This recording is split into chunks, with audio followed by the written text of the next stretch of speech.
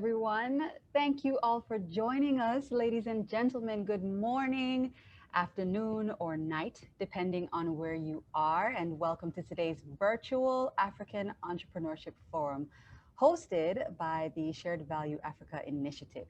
My name is Makeda Mahadio, and I will be your moderator today. So, once again, thank you so much for joining us. This event is part of a platform built by the SVAI to connect and support entrepreneurs across the continent in an effort to find solutions to tough business challenges and, of course, share best practices to take your efforts to the next level. Now, we have a full agenda lined up for you, and we will be getting into it in a matter of seconds. But before we do, I did have a few housekeeping notes that I wanted to share that I want you to just keep in mind throughout the session. So, our program today features opening remarks, a keynote address, and two lovely presentations before we get into our Q&A panel discussion, which will be interactive. So if any questions come up in your mind as you listen for any of our speakers, please write them in the comment section so that we can go ahead and get to you in the Q&A section of the program. We want you to all have your questions answered. Another thing is if you'd like to share this experience on your social media, please feel free to tag SVAI and use the hashtag Shared Value Initiative or myself at Contact Makeda. Also, before wrapping up today's program, we will be playing a special video at the end of the webinar, so make sure to stick around until the very, very end. And finally, please feel free to drop your name and where you're from in the comments. So of course we can get to know each other a bit better. Now that all of that is out of the way, I think it's time for us to get straight into today's program. Today's presentations and discussions, of course, will be around entrepreneurship on the continent and how a shared value or profit with purpose model can be a lucrative driver for business success and social impact. So to speak on that in a bit more detail, I'd like to introduce the speakers for our opening remarks. They are passionate about changing the African narrative, and they lead the Shared Value Africa initiative in advocating for all business on the continent to create profit with purpose. So please welcome Tiki Barnard and Vuyo Lutseke.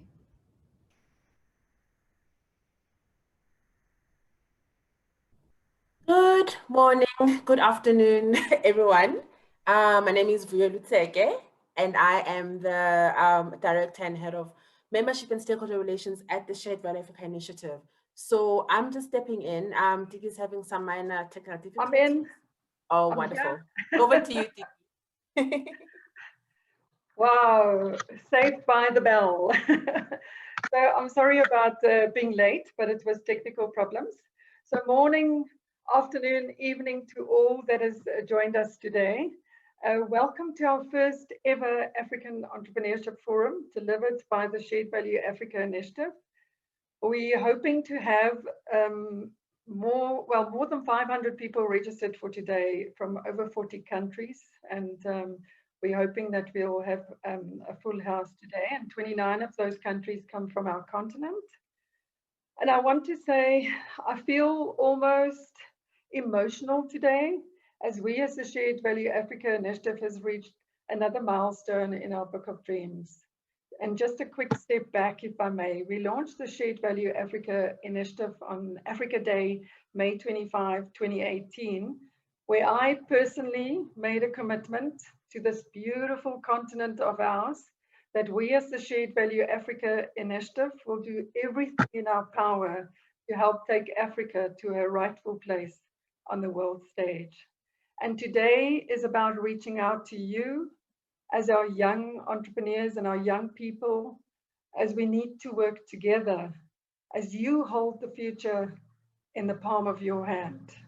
We, as the Shared Value Africa Initiative, a Pan-African organization, is here to work hard with you, to walk beside you, to be there for you, so that we can together create the Africa we want.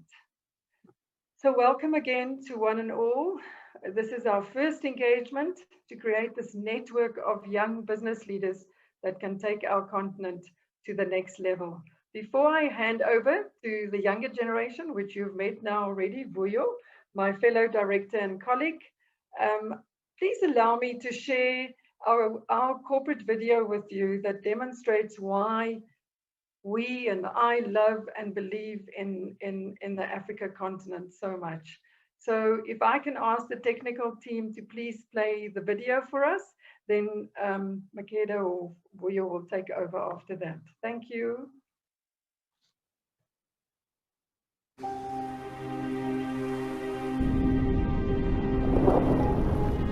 What is it about Africa?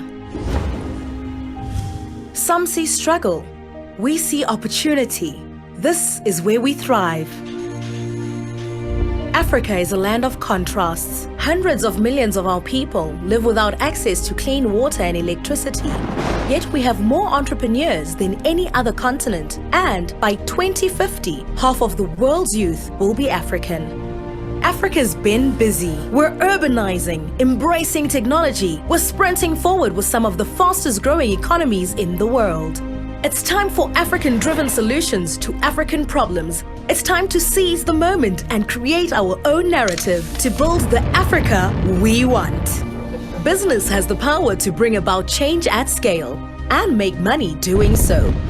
The shared value business model reconnects business success with social progress.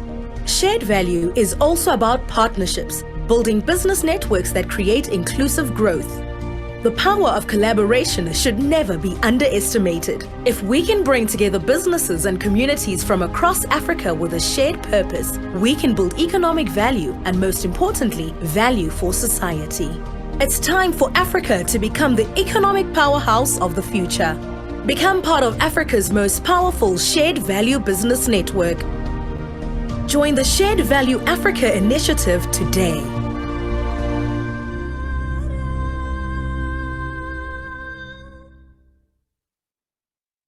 That certainly is quite a strong, powerful start to today's, and I think really sets the tone for the discussion that we're about to have today with our panel and our speakers.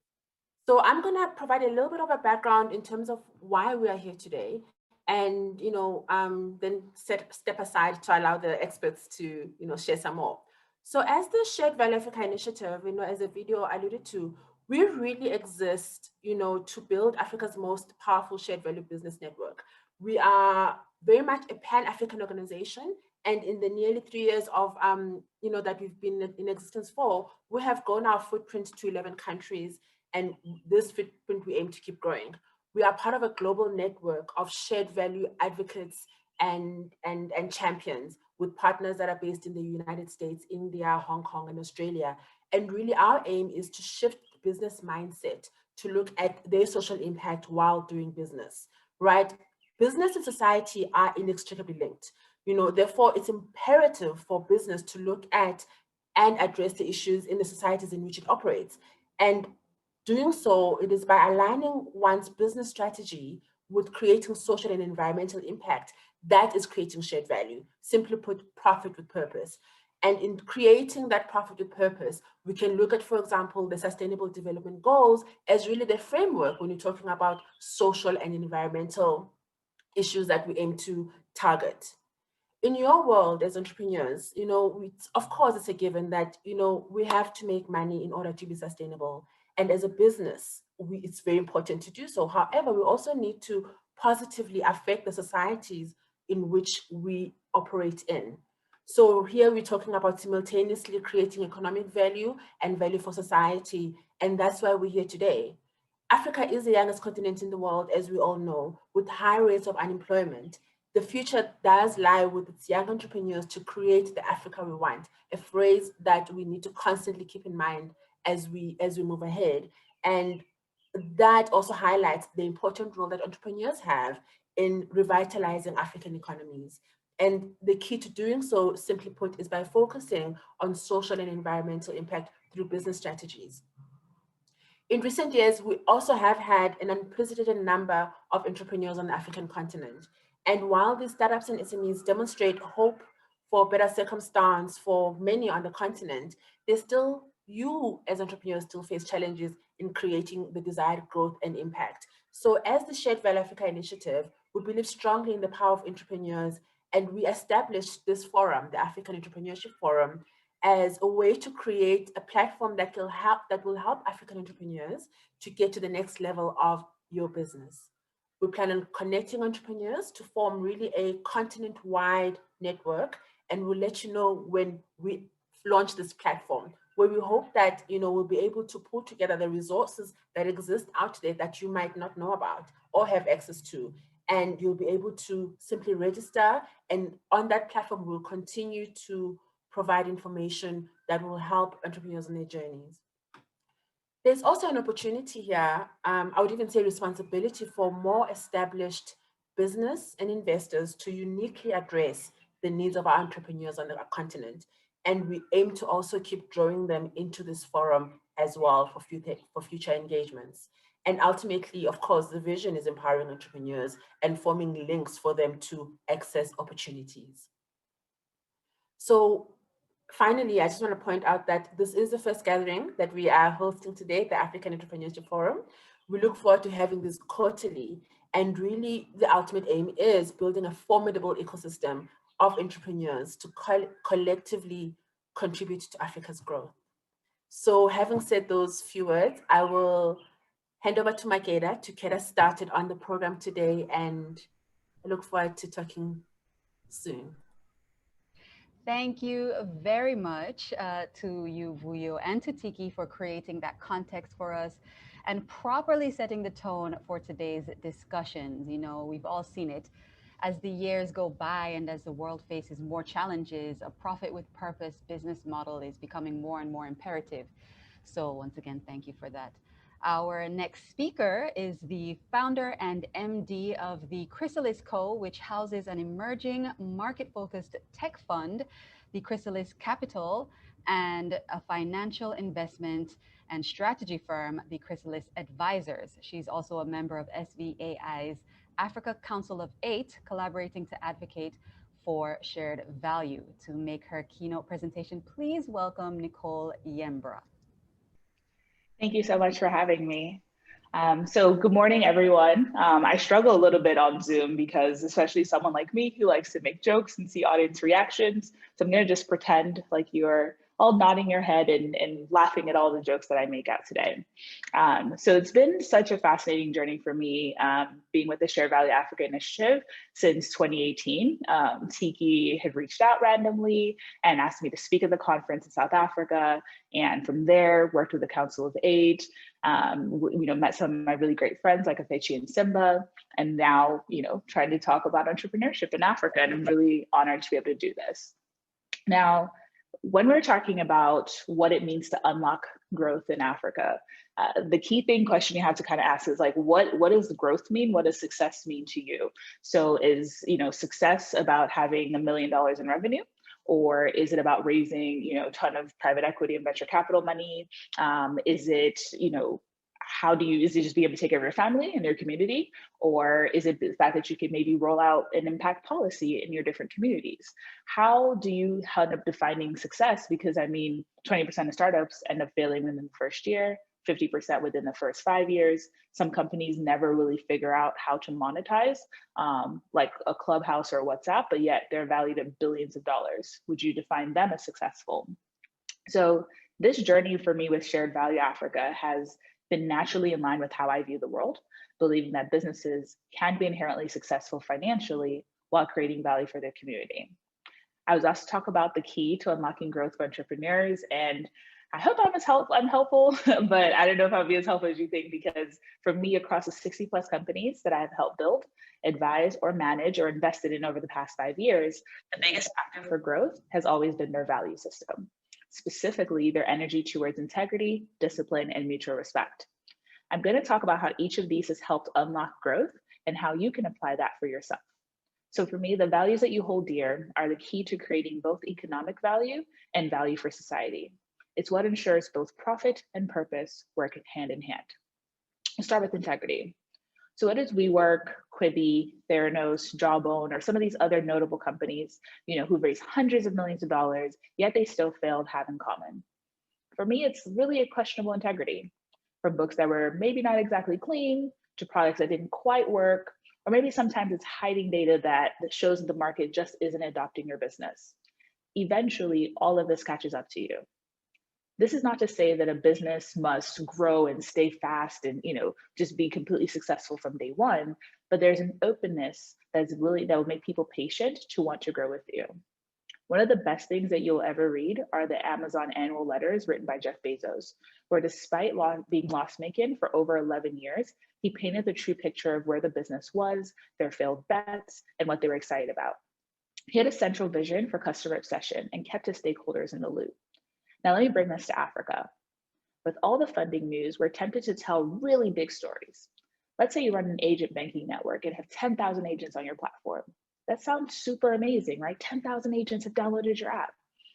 But why would you not disclose that only 500 of them are active and maybe transacting each month, right? Or if you were highlighting website traffic and going by social media retweets, but how does that translate to customer acquisition and bottom line revenues, right? All of these things are really important that you're able to be open and that you're able to disclose, and all of this integrity drives a huge part of your business. And so see, having integrity means that you can say things with your chest. It means that if people know that you're honest and you always paint the true picture, they're willing to support you and be patient. Your employees and team who believe that you are willing to do good for them and to stay on this journey. Your partners must trust that you won't screw them over. Integrity in business is everything. I'll give you an example. One of the startups we work with, they had acquired a company in the prior year whose technology turned out to be horrible. I mean, literally, on a scale of 1 to 100, the technical reviewers scored it a 4, meaning that it essentially needed to be scrapped or they would constantly be fixing bugs. Now, this acquisition gave our portfolio company access to some large clients who were using the software, and despite the complaints, it was difficult to switch because all the historical data was in the platform. Now, when our portfolio company went to raise money, they wrote a memo disclosing that there were issues with the software, the facilities it was deployed in, and the plan to replace it after the fundraise. During due diligence, one of the investors called one of those clients and asked them about the software. Naturally, they gave all of these complaints and talked about how horrible it was, but they couldn't leave, they're stuck with this platform. The investor now asked our portfolio company about it, and we simply referred them to the memo that had been uploaded 2 months ago disclosing all of this. Now, what was helpful about this is the investor was so happy that they were upfront and they actually increased their investment by over 50% and came on to co-lead the investment round.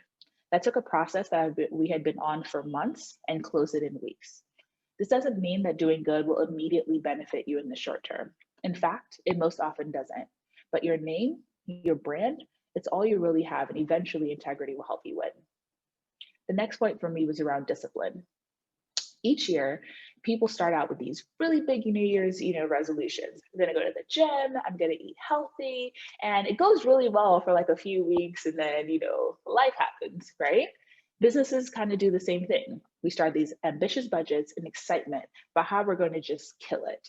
Teams are excited to hit targets, and they're already plotting what we're going to do with my year-end bonus. But let's not even say something like COVID happened, right? Just take a normal year. Deadlines start to be missed, employees start to leave, clients don't pay, you start to get discouraged, and then you slip. When I started Chris 21 months ago, I realized the only reason why we've been semi-successful at this point has been because we're disciplined. It means that we see things through to the end, no matter how arduous. We do the really boring things that are super necessary to thrive. It's not fun to reread a document a million times, or for you as a business owner to log into Twitter and hear people trash your platform because, let's say, the central bank passed a policy that restricted your ability to transact. It's not easy to push through when others drop the ball and you're just one cog in the wheel. Discipline is what gets you through. Discipline pushes you to find new ways to reach the end result. So remember that same definition of what success means to you. Discipline is what pushes you to find a new way to still achieve that path. One of the companies that, is one of my favorite examples of discipline is another company that we work with called Flutterwave. When Flutterwave started, one of the clients that they had was Uber. And this is when Uber was first coming into Nigeria, and across, a bunch of African countries, which some of you may know, they take cash because there was a problem with accepting and processing local cards. So the team of Flutterwave, it was about 10 or 12 engineers, worked really hard, tirelessly, when it was literally not profitable for them to do so, to try to make this thing work for Uber. They labored, they worked with regulators, they worked with all kinds of different types of technology, everything, to make sure that they could create something to be able to solve this huge problem. Now, after they solved it, larger, gateways came, commercial banks, everyone came to Uber and said, hey, we can actually do this for you cheaper. We can do this cheaper for you than what the Flutterwave team has done. But what Uber saw was a team that was super disciplined, a team that had been so relentless and worked really hard to ensure their success that they turned them down. They're willing to pay the higher fee. They're willing to, stick with this company that had been with them through, and that was pushing them to a whole bunch of success. Now, this company went from 10 employees and barely $4 million in valuation to a company now that is worth hundreds of millions of dollars and has employed thousands of different people. During the pandemic last year, they saw an opportunity to help other small businesses, and they literally, in a span of weeks, launched the Flutterwave store that enabled over 20,000 small businesses stay alive by handling their inventory, their payments, and their logistics. The same energy that they had for big old Uber years ago is the same energy that they had for other small businesses in their community and across Africa to make sure that they were able to survive. So that, again, sticking to those values and being able to think about not just how this is affecting your bottom line, but being able to help others and being disciplined to see it through is what's making them both profitable and impactful. And finally, for me, is around mutual respect. I really love this one because there's, when I think about this journey of entrepreneurship, there are a million valid, but also funny reasons to be an entrepreneur. Becoming one so you don't have to have a boss is perhaps the most comical of them all. Your employees are your bosses. Your customers are your bosses. Your investors are your bosses. You must treat every single one of them with the respect you want and know that it ultimately benefits you. Unless you're maybe a one-woman shop, and even then, right, you're impacting in this whole community. How do you get people to buy into your vision?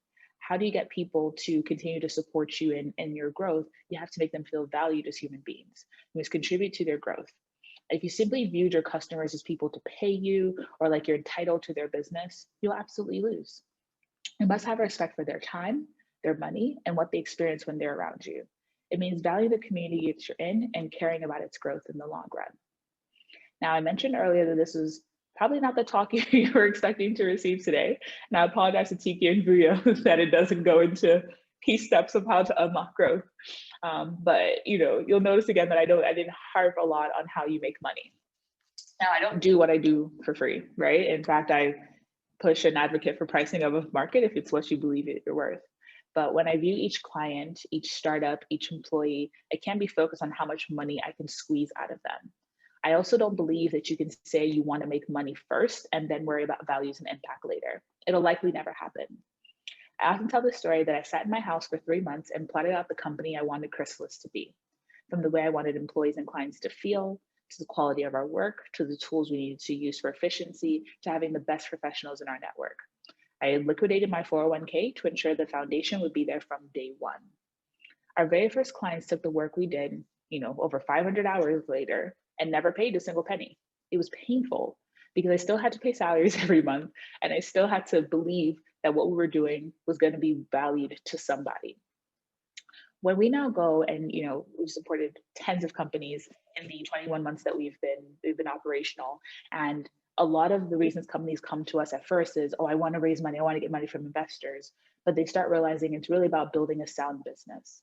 When we go to investors and present a company to them, they trust us. A lot of them have put money into companies simply because we brought it to the table. They know that we've done the work from discipline, that everything will be well vetted, they trust our integrity, and that we invested in their success too. Mutual respect. Thinking about the communities we impact and values we uphold has helped us become profitable. It's not just social causes, which we're a part of, but we're actually helping entities that we work with track impact metrics from the beginning and make it a central part of their business. One of our portfolio companies, Helium Health, helped deploy COVID testing technology and processes across a few Nigerian states, literally impacting thousands of lives. They rode that wave to almost tripling their 2019 revenues as well. Another company to support farm crowding has increased the income of the farmers they work with by an average of 68% while still growing themselves. It takes a lot of work and discipline, but if we always have the mindset that we are doing good and doing our best, we will absolutely build companies that can grow. As the first stat showed, over 50% of companies fail within 5 years. It's definitely not for the faint of heart. But if you uphold a strong value system, if you don't think about profit before purpose, it would really be tough. If you don't think about profit and purpose, it will be tough to unlock growth. And so again, centralize, focus on your value system, and you'll be able to unlock both profit and purpose for your business. Thank you very much. Thank you so much, Nicole. Wow, I don't know about the rest of everyone, but I could have just listened to you for much longer. You know, she did say some things that are often overlooked. It's not all about making money, which is not something that you hear all the time in this world. You know, integrity in business is everything, mutual respect. And the one that I really liked, your customers, employees, and investors are your bosses. Get that in your mind. I hope you were all taking notes there. She is no stranger to building a strong company. Thank you so much once again to you, Nicole, for that. Now, our next speaker is the first presenter of our webinar, and he is the program lead for SUSTech for Rwanda at OVO, which is a Belgium-based organization with a mandate to support and promote sustainable entrepreneurship in Africa. Please welcome Andrew Herwig. Thank you, Makaya, and good morning, good afternoon to everyone, and particularly good morning and afternoon to all my colleagues from OVO who with us today as well. So what I'm going to do over the next few minutes is take you through our upcoming program for Rwanda, as well as introduce you to who we are as an organization. So as Makeda said, I'm the program manager, the program lead for Rwanda. I'm from an organization based in Belgium called Entrepreneurs for Entrepreneurs, which is commonly referred to in short as OVO. And what we do is we work with ambitious African entrepreneurs who are transforming their communities and aligning with the Sustainable Development Goals. And currently we work with these entrepreneurs through our flagship program, SUSTech for Africa, in Rwanda, Uganda, and Senegal.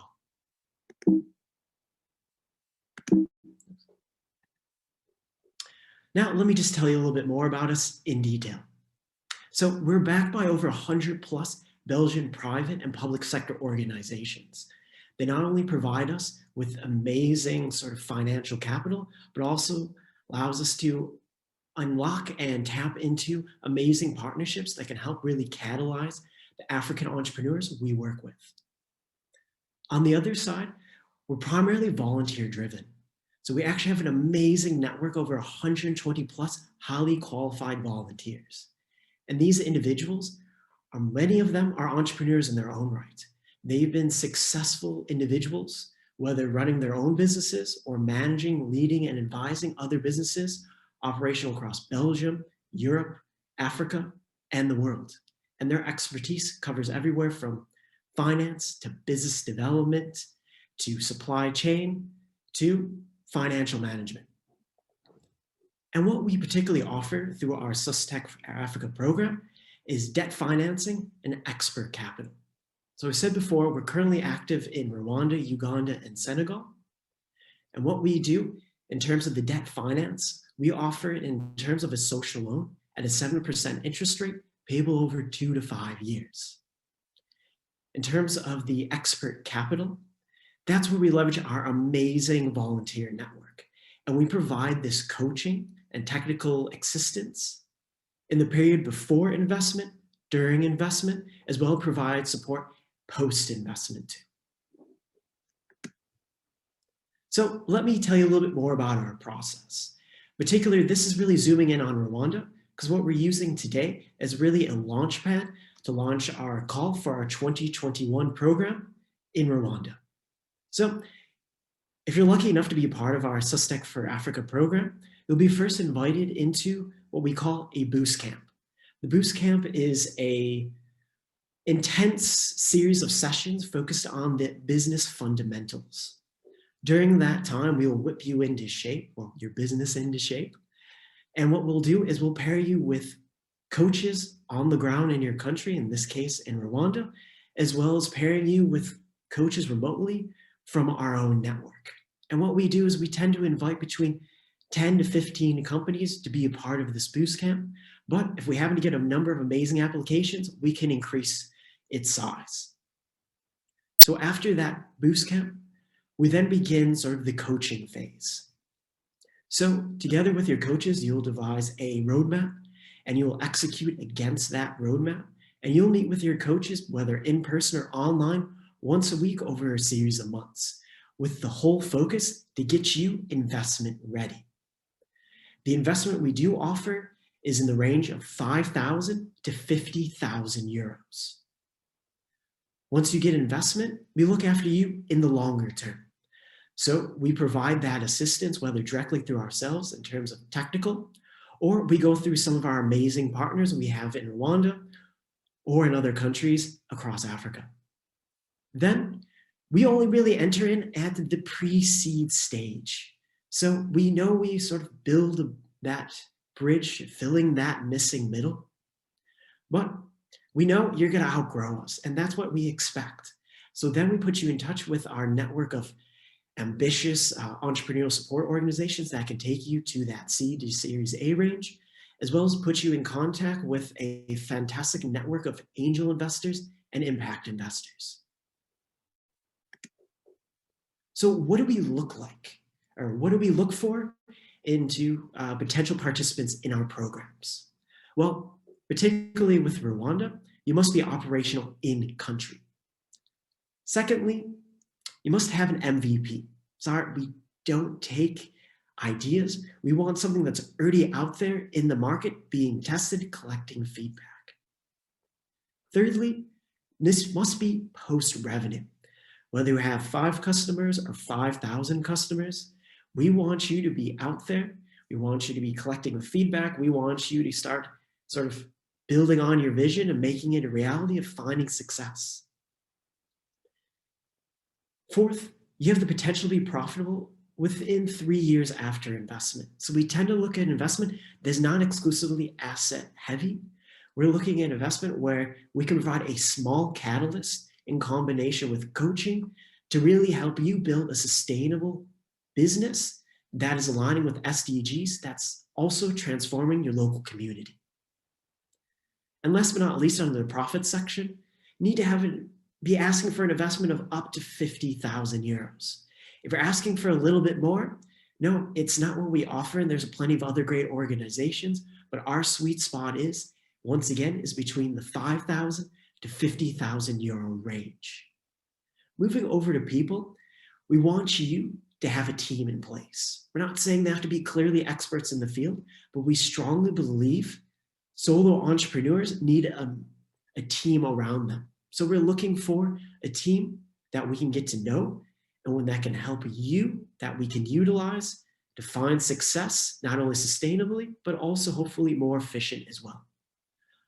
Also, once again, we look for you as a business and you clearly showing demonstrable evidence that you're aligning with the Sustainable Development Goals. Moving over to planet and technology, what's really catching on for us right now in terms of trends are businesses and principles that are aligning with the circular economy. So if you're involved with that, that's amazing. We really love to hear from you. Also, in terms of businesses, we focus exclusively on companies that do not have any negative impacts on the environment. Technology side, sustainable technology. So the banner program is called Sustainable Technology for Africa. So you want to make sure that what you're doing is becoming more efficient, more sustainable than what's currently out there on the market. So let's talk a little bit more about Rwanda. So today is the formal sort of, I guess, the marketing launch of our call for programs in Rwanda. The call is actually a closed call and it will open from the 1st of March. So what do I mean by a closed call? So we have a series of amazing partnerships in Rwanda, both in the public, private, and non-for-profit sector. And one of our amazing partners is the Shared Value Africa Initiative. So if you're looking to participate in the program, you would send your applications directly to one of our partners. So for a full list of partners, be sure to visit our website, and you can see that on the screen in front of you, and you'll be able to see our full list of partners closer to March 1st. So if you apply for the program, and if you're successful, we'll let you know by May 20th, and then you'll be invited for our boost camp. It'll be a hybrid boost camp. So what I said earlier, it'll be in person. We'll have coaches there in person, aligned with instruction, and also coaches available online too. Then in late December, this is what we like to call an investor and demo day. This is really a showcase, an opportunity for you and us to actually meet each other in person. We'll be flying a team down from Belgium, as well as bringing partners from across Rwanda and other areas, for an opportunity to learn about how you've really developed over the last 3 to 4 months since the boost camp. The really exclusive goal for us is not only to make you investor ready, but also distribute the first round of financing for you as businesses. But maybe you're not investment ready at that time. Well, that's okay. We can continue on the coaching for another 3 to 6 more months, whether directly through us or through one of our partner organizations. And one last bit of information, at this demo investor day, we'll also bring our partners into the room as well, whether in person or virtual, whether that's impact investors, angel investors, and other members of the entrepreneurial ecosystem. A little bit extra additional info. So in terms of what sectors we really look at, we are actually sector agnostic. So if you're involved in education, health, logistics, we're happy to take you and review you and bring you into the program. Secondly, focusing exclusively on Rwanda, you must be registered with RDB. There's no ands, ifs, or buts. Thirdly, we don't accept ideas, and once again, no solo entrepreneurs. What we do is we will operate in Rwanda, Uganda, and Senegal on a yearly basis. So maybe you're not ready now specifically for Rwanda, but no, we can accept you in the future intakes over the coming years. Fourth, so before, we provide debt financing. So that's a little bit more unique than what you may be sort of used to or expecting being from such an early stage company. So the way we do it they're tailor-made loans. So we work hand in hand with you to find a payment process and also sort of the size of the loan to make sure it works for both sides. And that interest rate is around 7%. Last but not least, we really highly encourage female entrepreneurs in Rwanda to apply. So I gave you a lot of information. So how can you actually apply? So if you're looking to apply through the Shared Value Africa Initiative, please submit a pitch deck in English to the email address listed above, starting from the 1st of March. And please provide the following materials in your pitch deck. A description of your product, service, and offering. Basically, tell us a little bit more what it does, how it works. Second, the revenue and business model. Are you B2C, B2B? Do you have a subscription model? Do you have a licensing model? Just give us some insights. Third, basic finances. So whether you've been operationally out there for 3 months to 3 years, give us a little inkling of how your company has actually progressed to date. Fourth, team information. Find a team's really important. Tell us who's a part of the team, what are their roles, and maybe a little bit about their background experiences too. Fifth, proof of traction to date. So what do we mean by that? So the proof of traction, have you received some great media coverage? Have you participated in other accelerators? Have you received some other investment today? That is all really useful information to help us to get a better understanding, sort of the ambitiousness and the proactive that you're taking on sort of building your dream and building your sustainable business.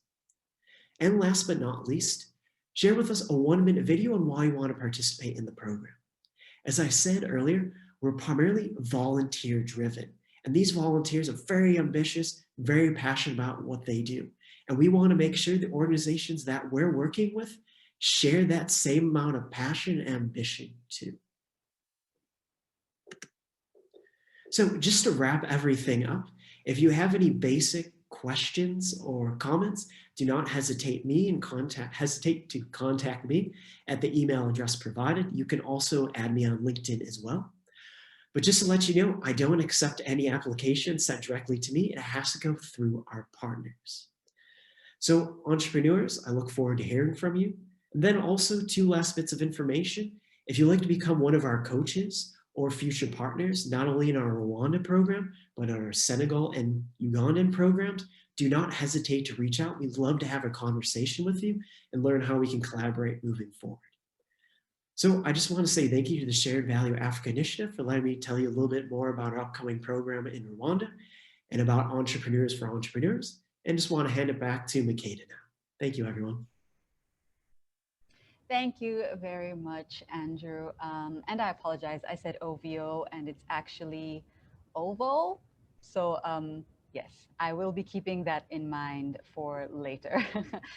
We will be having Andrew on our Q&A panel after our presentation, our next presentation rather. So be sure to jot down your questions for him in the Q&A box below. Now, before our next presentation rather, I just wanted to take a moment to recognize the reach of our webinar today. This is something that our next speaker actually mentioned earlier, that he'd love to know where everyone is joining us from. So we have participants from across Africa and Europe, from Uganda, Ghana, South Africa, Zimbabwe, Zambia, Namibia, all across Europe, Portugal, France, Switzerland, Belgium, all over. So imagine the impact that this information can make if everyone on this call today just shares, some of the nuggets and gems that we're getting with an enterprising friend. It could be huge. Our next and final speaker before our Q&A panel discussion is the CEO of African Venture Philanthropy Alliance, a network of social investors who collaborate to increase the flow of capital into social investors across the continent and ensure that the capital is deployed for maximum social impact. Please welcome Frank Aswani. Thank you, Makeda, and thank you, Tiki, Vuyo, Joanne, and the team for hosting this session. I think it's fantastic to have everyone on here discussing how we could move our lovely continent forward. As Makeda has mentioned, I'm Frank, CEO of AVPA. I'm really excited to join you here today. So I'm going to discuss with you a couple of things around how I strongly believe that Africa's future lies in its entrepreneurs. But how do we get there? How do we build the entrepreneurs who move this continent forward? And before I get to that, just a bit of introduction of AVPA for those who don't know us. We are trying to solve a couple of issues, but the biggest problem we're trying to solve is, if you think about the social investment needs of the continent and use SDGs as a framework, we need about $500 billion to $1.2 trillion annually between now and 2030 to meet our SDG financing goals and needs. And that money has traditionally come from aid and government funding, but the reality right now is that aid to Africa is reducing. We've just done a study which can be found on our website, and it showed that in areas like Southern Africa, aid has gone down by about 20% over the last 5 years, and this will continue as a trend, caused mainly by one, more countries moving to middle income status, and two, donor countries changing their approaches in Africa from aid to trade or aid to impact. So we're going to see that trend continuing. And then our governments, as you all know, are broke at the moment. They've spent a lot of money on infrastructure, but also the COVID crisis has forced many of them to dig deeper into the debt and borrowing. So we're in a very precarious situation. So where are we going to get money for the social investments needs? And the private sector becomes one of the places we should tap into. But for that to happen, it needs us to create new relationships, to acquire new skills, to create collaborations that haven't been there before.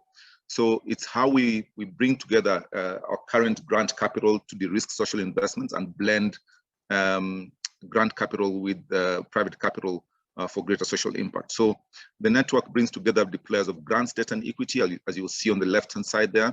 So we have foundations, corporate DFIs, all part of our network, amongst many others. So AVP is an investor-only network. We don't take in people who are seeking capital. We take in people who are deploying capital, and they can be deploying human, financial, or intellectual capital. Bottom right, you'll see we're also part of an international network of sister organizations. So we've got sister organizations in Latin America, Europe, and Asia.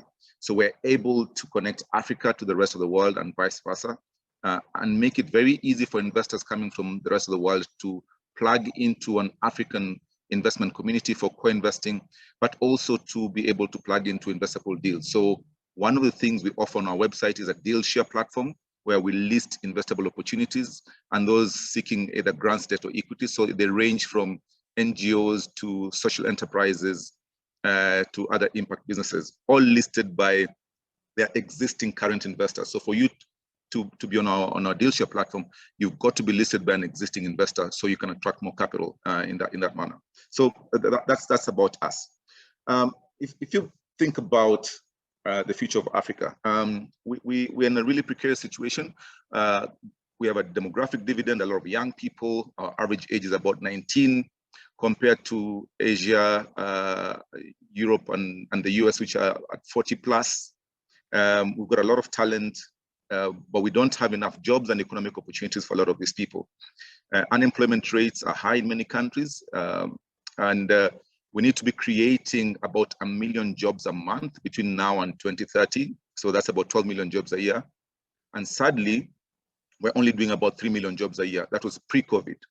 The situation would be worse now with the COVID crisis. So how do we dig ourselves out of this hole? And I think Africa badly needs to build more job creators than job seekers. And that's why entrepreneurs are a critical part of this particular program. So I want you to walk you through an analogy, and we're all a very sporty continent. So think about analogy of building a team that will win Africa the 2026 World Cup.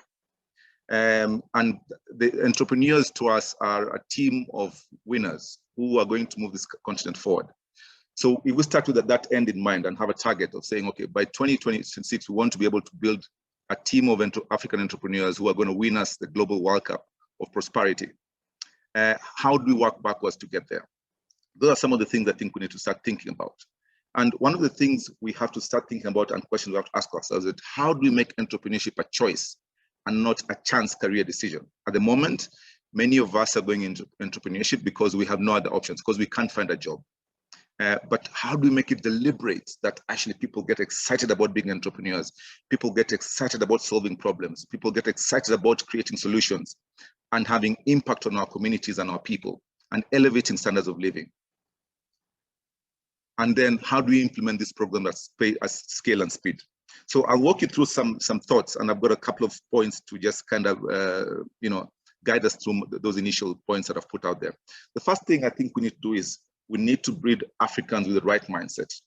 And that means we need to start them young. With the rate of unemployment we have, I think every young African in school, high school especially, and university and beyond, should be exposed to entrepreneurship. We shouldn't leave this to chance. We should be deliberate about it. Okay, whether it's being done through the formal education system or through extracurricular activities, we've got to be deliberate about this. And so I think we need to start young. We need to find people young. We need to expose them to entrepreneurship, help them understand what it means, what it stands for, and why it's important for us. And young people learn best by doing.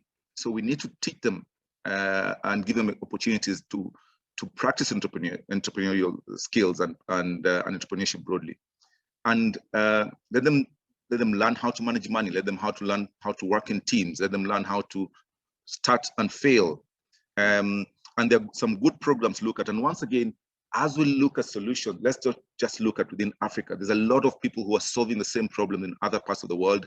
Through our sister network in Asia, for example, we've come across some really good programs in India. India has sort of 3 or 4 school programs that are being run in 40,000 schools. And then we get surprised when we hear about the level of entrepreneurship in India. It's not by chance, it's by design.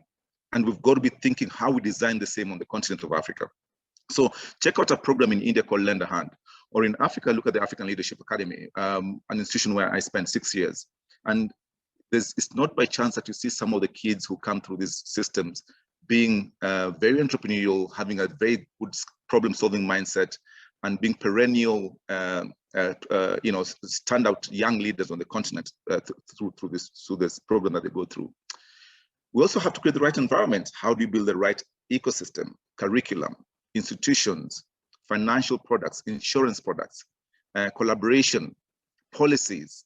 All of these things have to come together, to create the right space for our young entrepreneurs and entrepreneurs broadly to survive.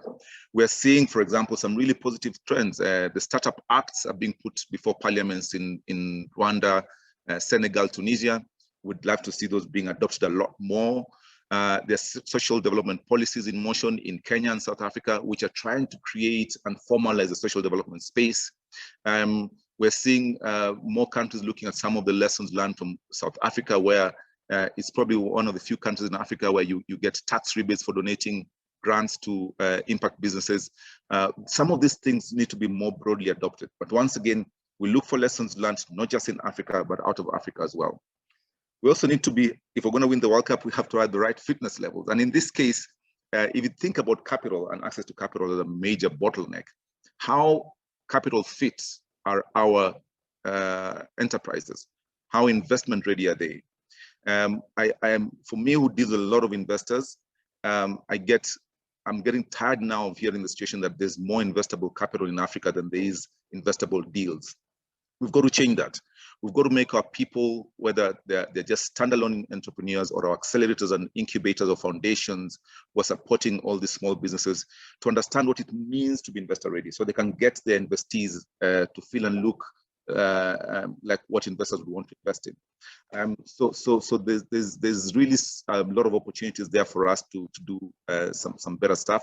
And all of these opportunities I'm talking to you about, in many cases, we at AVPA are in conversation with quite a number of our members in designing programs, and would like to partner with any people here who've got programs that have proven successful in either creating investor-ready businesses or addressing some of these issues, to see how we can scale these programs. There's a lot of really good programs in Africa, but they're only in one city or in one country or in two countries. We need to get these things across the continent at speed. And we as AVP would be willing to help you in offering seeing how we can scale some of these programs across the continent. The right match is also very important. And I want to emphasize here that it's not always about money. In many cases, some non-financial resources are what are lacking with our businesses. So also at AVPA, we accommodate some of the investors we list in our network are provided with non-financial support. So from strategy, marketing, and all the other things that SMEs might need. But very important that you have the right investor at the right time. So early stage provision of grants to when the businesses are a bit risky is an important part. And hence why on our platform, for example, we've got grant makers who take the initial early stage risk with a lot of these businesses and prepare these businesses for to qualify for follow-on capital. So it's how we do that tailored financing. And we've got a platform that I'd ask you to all look at. If you go to our website, check out our DealShare platform that supports the access to these various types of grants and debt or equity to the various SMEs. And then the right program at scale and speed. So I had the pleasure of working on a program called the Global Alliance for Mass Entrepreneurship. This program came out of China, and the Chinese, in trying to solve their youth unemployment problem, figured out they'll go big with producing mass entrepreneurs.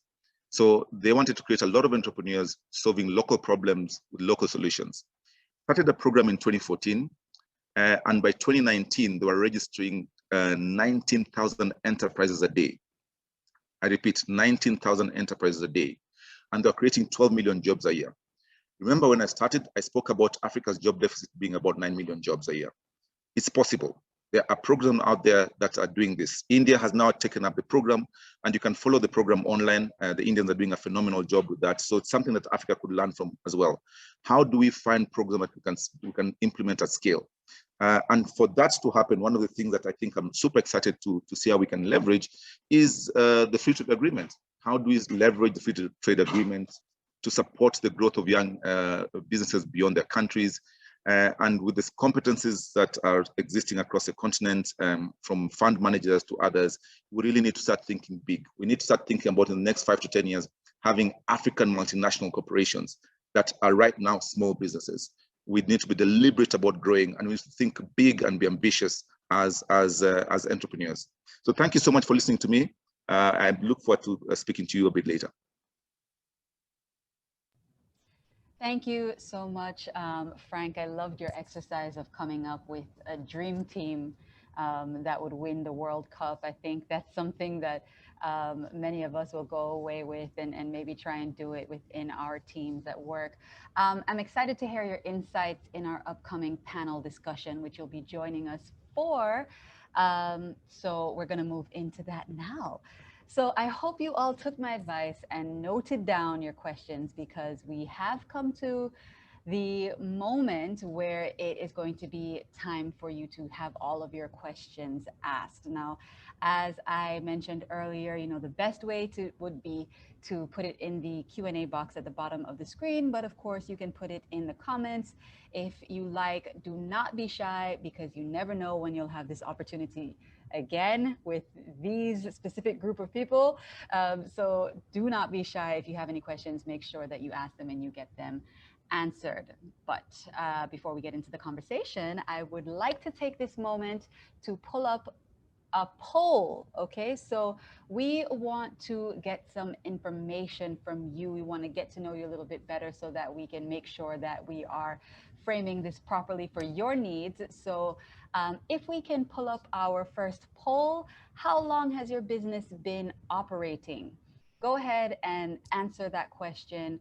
0 to 2 years, 3 to 5 years, is it 6 to 10 years, or have you not started your business yet?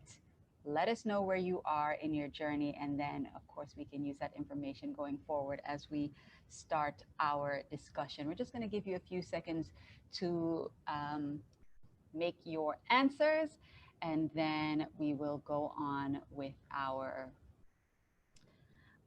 discussions.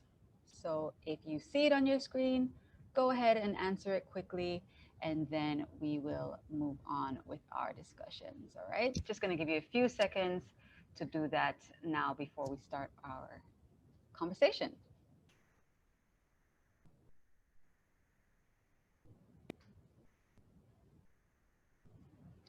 Okay, so majority of the people in this room are actually very young in their businesses. 0 to 2 years has 36% of the votes. Then 3 to 5 years has 23%. 6 to 10 years has 16%, and 25% of the people listening in and watching today are not yet entrepreneurs. They have not yet started their businesses. But you know what?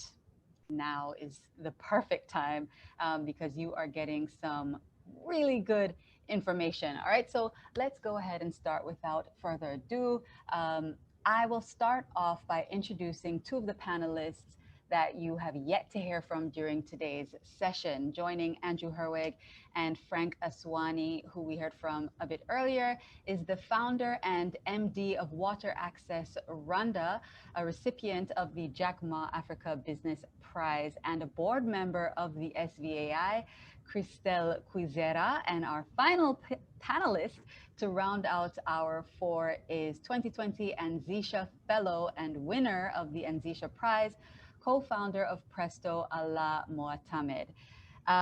Welcome, ladies, to the discussion. As we know, a discussion on African entrepreneurship is incomplete without some gender balance. So thank you so much for joining us.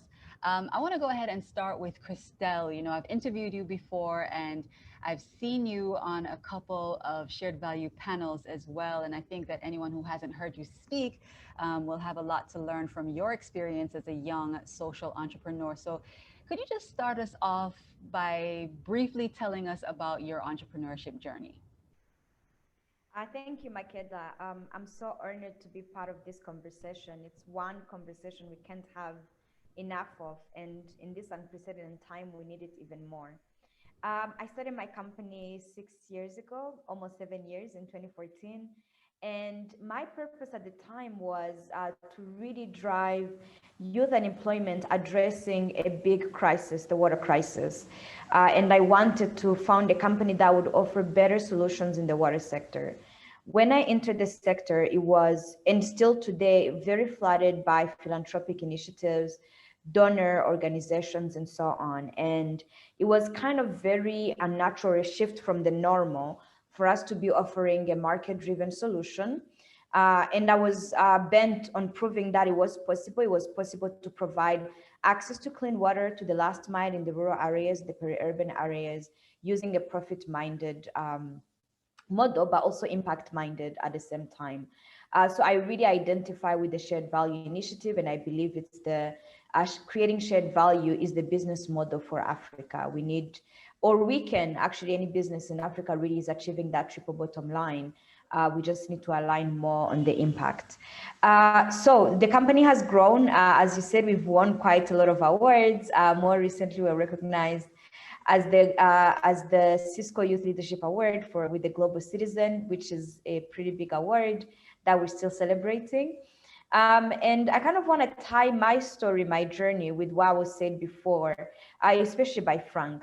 When I started my company, it was really driven by revenue. And of course, family and friends supported, but more in kind than in money.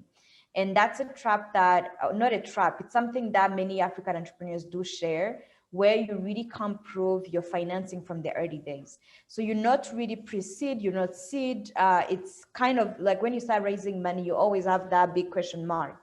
And then came in the grants. And through grants is how we were really able to hire people, grow operations, and slowly start getting our footing in the sector we were in.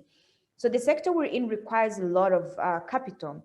It's an infrastructure sector, but we're driving it with innovation. So being in that kind of sector, you're challenged with, can I get enough funding to be at the operational efficiency and the profitability that I need to get financing? So there is definitely a role for some grant financing, especially for key sectors of African entrepreneurs. But so it's been a long journey, growing from early on when we were just 5 employees to now 61 employees, to imagining ending the year with over 100 employees, servicing quite a bunch of people. I didn't look at our impact numbers before getting on the call, but it's been a long journey. And along that journey, there's been a lot of supporters, like the Shared Value Initiative, Sigo Family Foundation, and all kinds of other foundations. And government. Government took a long time to convince, but also came in as a client and a supporter. But within that whole journey, one experience I love to speak about is being able to raise private investment. I love what Frank said. That thing people say there is a lot of capital and not investable opportunities is a shameless lie. If you compare the experiences of African entrepreneurs who are from Africa, from the communities we serve, and foreign founders who move to Africa and start businesses, our ability to raise financing is completely different. And there is a bias that we need to question. There is a bias that we need to see more data about. We need to see more data about where financing is going. I mean, you go to Nairobi and now it's kind of creeping into Kigali as well. And you see who's getting the financing. So there is a market, there's always been opportunities. But up until now, the African entrepreneur is not the face of that opportunity. We're still bootstrapping in many cases. We're driving solutions, but not getting the recognition that we need. So I'm very excited when I hear. Yeah, Christelle, no, and I don't want to cut you, but I do want to make sure that we spread out all of your gems of knowledge here. I really like what you said in terms of, African entrepreneurs aren't the face of that yet, because that is something that we want to discuss. How can that be more accessible to many of the entrepreneurs that are joining us on the call right now? Thank you so much for that, Christelle, and I'll be coming back to you very shortly, but I do want to hear from Ala now on your experience. You are a prize winner as well. Tell us a bit about your experience starting up Presto and what your journey has been like. Oh, I think Allah might be frozen. Are you there? Unmute yourself. Yeah, I'm there, but I didn't hear your question. So can you repeat it because it was frozen? Yes, I wanted you to tell us a bit about your journey of starting up Presto and just your journey with entrepreneurship. Okay. Hello, everyone. Sorry for the interruption earlier. I had some technical issues. For my journey, I started my entrepreneurship journey when I was 16, I think. Um, um, it was the year that I started to see the outside world and what's like to work with people and work in different environments and to challenge yourself in different situations, other than the school stuff. I started with my friends like an initiative to help each other learn more about our interests.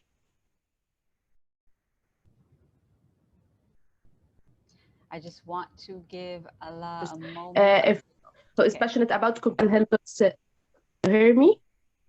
Yes, if you could just repeat that last part. You froze again. Okay, I was telling you that starting my 17s, I started my first initiative with my friends to help each other learn about our interests.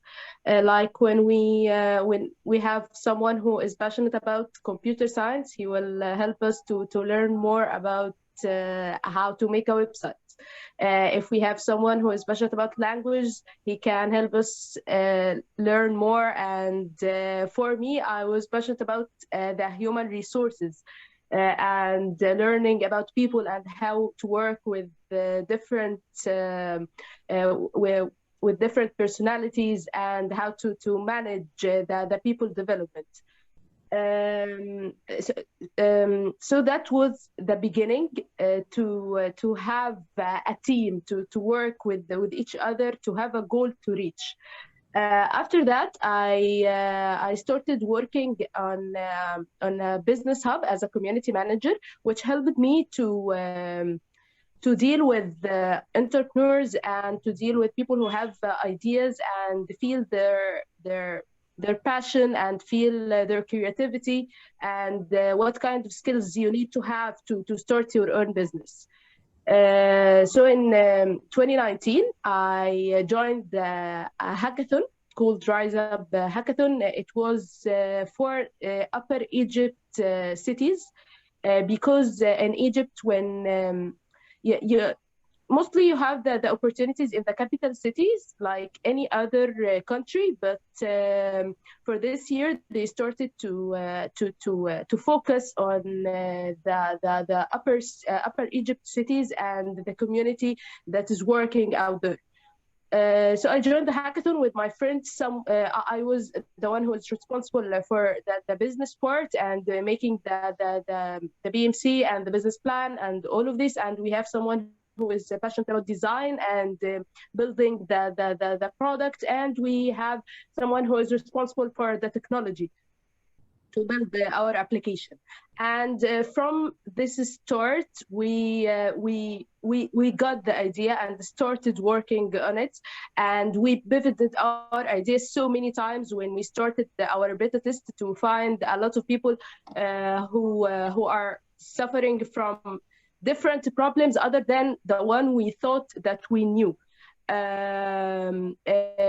It was the beginning was one of my dearest friends. Her name is Asma, and she loves to make bakeries and food at her home. But she had a problem in affording delivery agents to deliver the products to her customers because of the high cost. So she had to dedicate one day every week where she hops in a taxi and delivers every product by herself. Door by door, and because of that, she could only work one day every week. Through Presto now, she can manage lots of orders and deliver orders to her customers every day, and that helped her grew her revenues 100% in just 3 months. Wow. Now, as I manage the sales department in Presto, I learned a lot, and I had to study a lot to really understand the problem I'm solving and the department I'm managing. And now we are expanding to another city, which is huge because now it's high management. As you are not just managing the employees you have in your city. No, now you have to make a strategy for 2 cities, and I'm so glad that we reached. Right. in Upper Egypt. Right. And you know what? I mean, Okay, expanding that's not the only. Do you hear me, or I'm froze now? Yes, I can hear you. Can you hear us? You're a little bit frozen, but we did get a good idea of the company and your journey.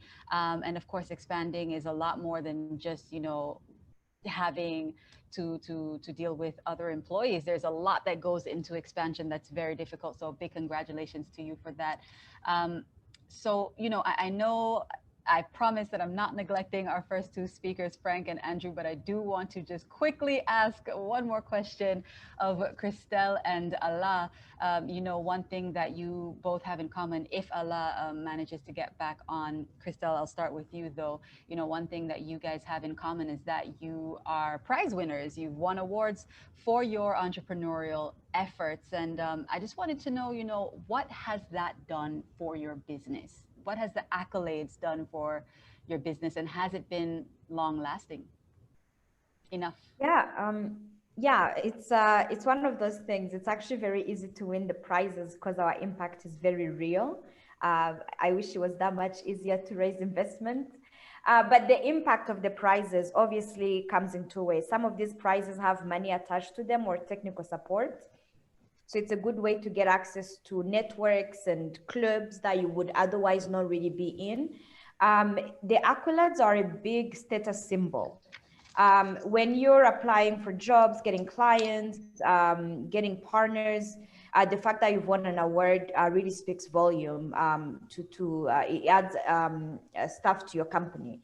So sometimes when you're presenting your company profile, there is what you are doing, what you've been able to achieve, but also who's partnered with you, who has recognized your work, who's come and investigated and loved what you're doing.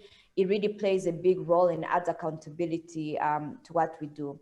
And the effects are, I would say they're mixed. Some of these awards are really well thought out.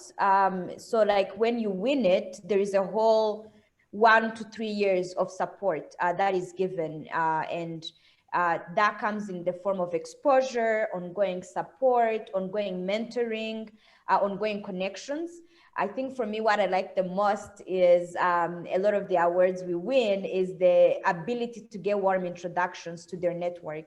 So you can just send in a request and be like, before you awarded me the prize, I gave you a whole year worth of material. I had to go through every round and every round and every round. So you know me. So this is a person who knows you. And if it wasn't for the award or the competition, they wouldn't get to know you. And so once you're in with this person, you pretty much have access to all of their networks. And it's up to you how you use it. For us, we really are productive. I think anybody who's given us an award has received a huge burden of work from us. Like, hey, we need introductions here. Can you connect us here? Can we do this? Can we do that? So there is still a burden on the entrepreneur to really make use of the resources being. I think we have some connection issues there with Christelle, but we did get it's been Yes, we got the idea there, and one of the things that she was saying before she froze was basically the onus being on the entrepreneur to make use of those, to make use of what you're getting from these competitions and from these prizes, to make use of those resources. Frank, I want to hear your thoughts on this. One of the things that Christelle said was the most beneficial from winning these prizes is gaining that network. And as someone who runs a network, what role does having that network play in issues like access to finance, capacity building?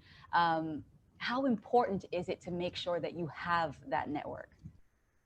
Yeah, I don't want to sound like cliche, but they say your network is your net worth, and that's totally true in many ways, because sometimes, in as much as we're doing well, if we're doing well in a small pond, no one gets to hear about you, no one gets to see you, and yet your work is solving very important problems, is of interest to a lot of other supporters. And what networks do, they give you exposure. They give exposure to time, talent, and treasure from other people. And you need that time, talent, and treasure to be able to not just strengthen your business, but also look at growth and scale as well. So I'm a big fan of making sure that we are exposing the right businesses to the right networks at the right time. And a lot of the investors, for example, who are part of our network, don't have the time to go looking for these opportunities. So what we partially do is to find the right opportunities to expose to them. And that is a service that many investors do appreciate, because they just don't have the time to scan the world for this kind of thing. So we're very happy to promote, good proven African solutions to access better increased capital and other non-financial support. Right. And Frank, while, I have you mentioned making, one of the things that your network does is make sure that these entrepreneurs are investment ready. And I just wanted to know, what tips do you have for the entrepreneurs who are listening today to make themselves more investment ready? One of the things that we hear all the time is that we're not getting the investment because of the risk. It's too risky. How can we avoid hearing that? What do we need to do? I think let's always not forget that the discretion is on the investor whether they want to put money in your business or not. So you've got to start by understanding what do they look for in the investments that they make. And it differs amongst many investors. You've got to make sure that you're hitting an investor who's got an interest in your sector, who's got an interest in your ticket size, who's got an interest in your country. It increases your chances of getting money. You also have to check and see what kind of investments have they made before, to what kind of organization. So a bit of homework on that kind of stuff would be useful. But we try and make that easy by just, offering that information in forms of trainings and other types of information. But I think the onus is on you as an entrepreneur to not just send out 100 proposals to 100 investors. Is be smart about who you're choosing by doing a bit of homework and understanding what do they look for. And if you've got an alignment of mission and purpose, then it increases your chances of getting access to capital. Right.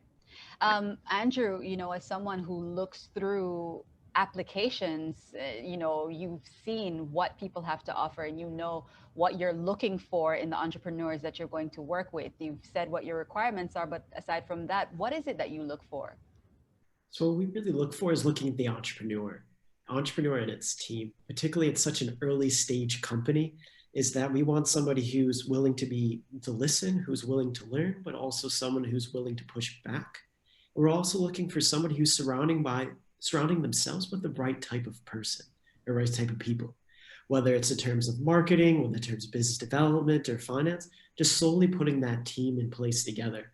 Because at the beginning, your business model is not going to be fantastic, but if you're slowly putting the right puzzle pieces together, then you're going to get there. So early stage, what we look at is really the individual itself and the team they're surrounding them with. Right. Christelle, I think you're back. And Allah, I think you ladies have joined us again, but I'm not sure of the connection stability. Are we okay? We have a face. Christelle, you started going into before some of the things. Christelle, have you gone? Are you still here? I'm here. Oh, good. I'm just Okay. removing my video so that it can be a little bit more stable. Okay.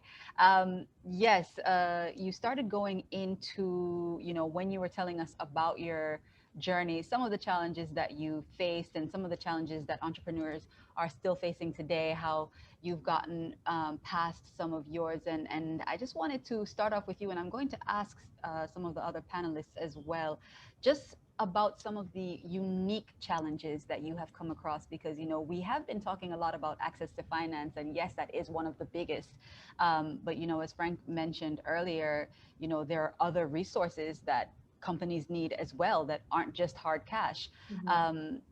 What are some of the challenges that you faced in your business that have been unique to you?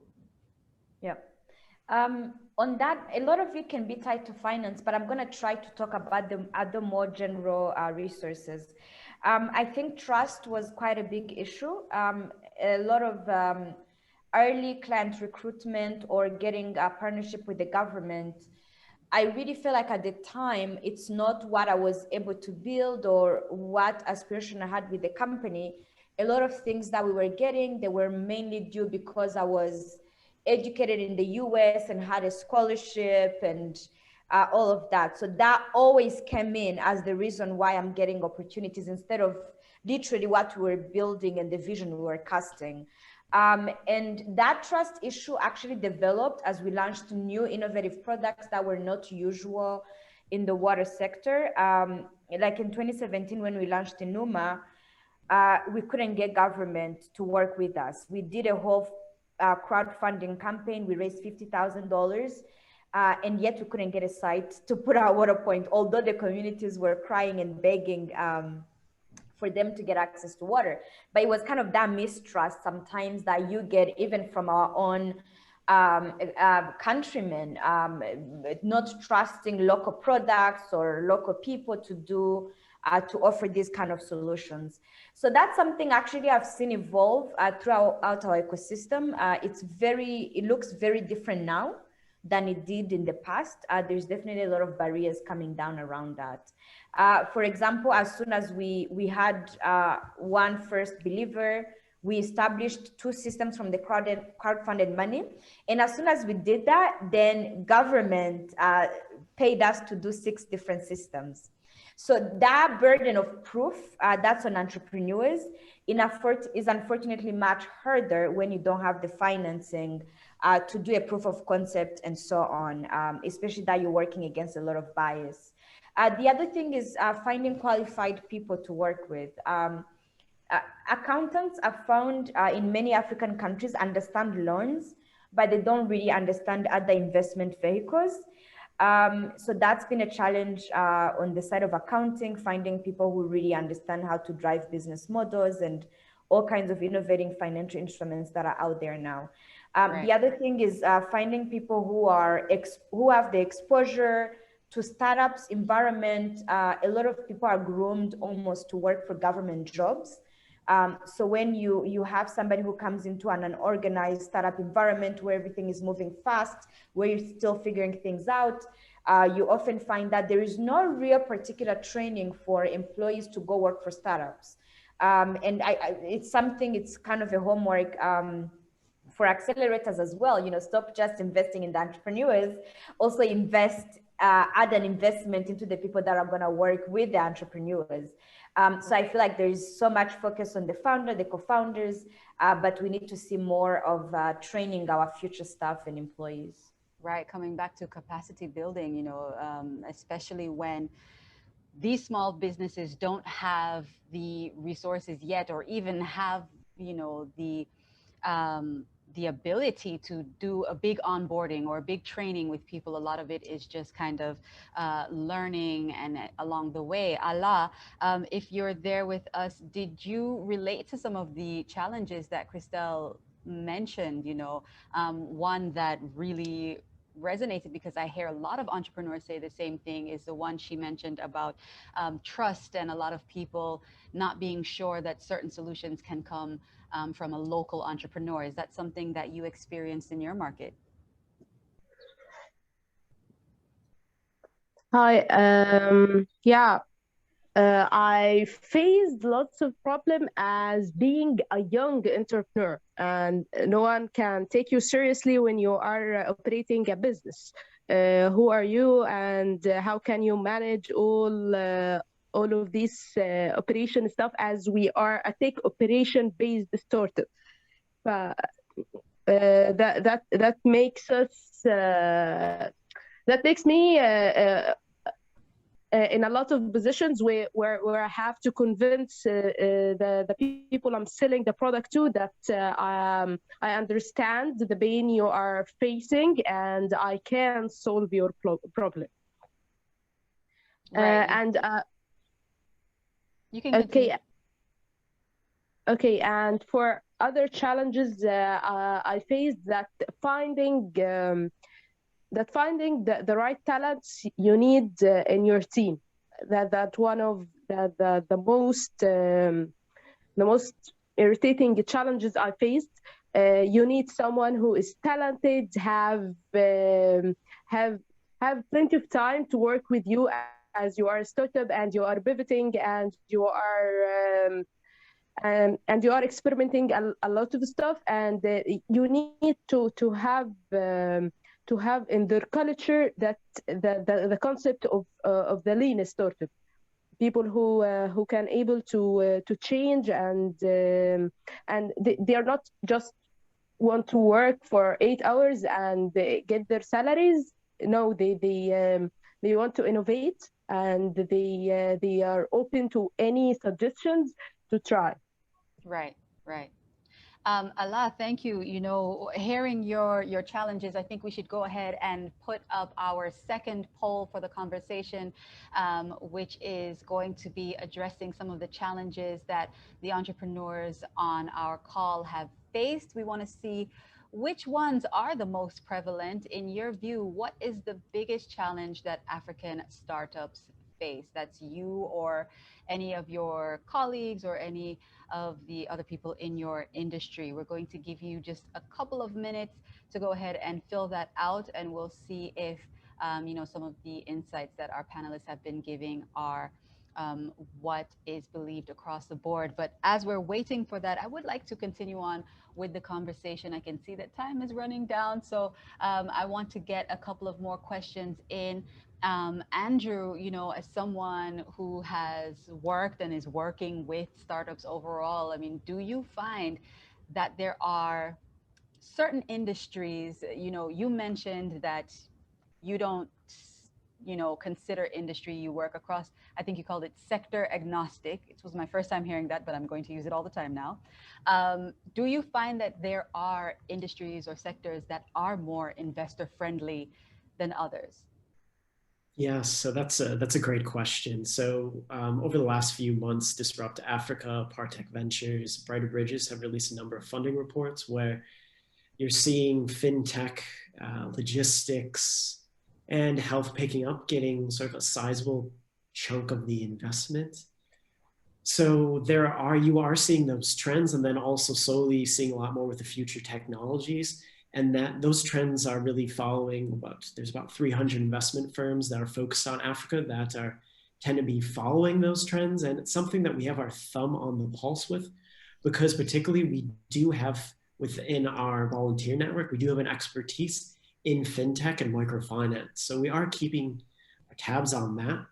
But our organization, as being based in Belgium, there's a large connection with agriculture, and particularly with the association across sub-Saharan Africa, where agriculture is such a huge industry. I believe 80% of the people are tied to the industry one way or another. So that will always be cool or in vogue for us, no matter what.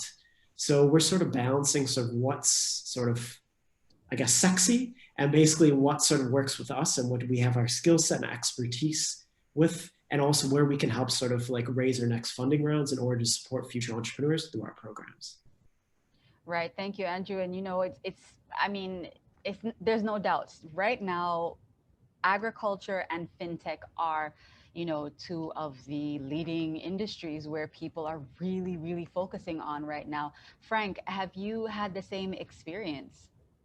Yeah, exactly. I think pretty much, and tech, because I think it's relatively easier to set up the businesses. I think a lot of our investors are from the tech background, so they understand that space better. And so we're seeing, yes, very, very similar trends.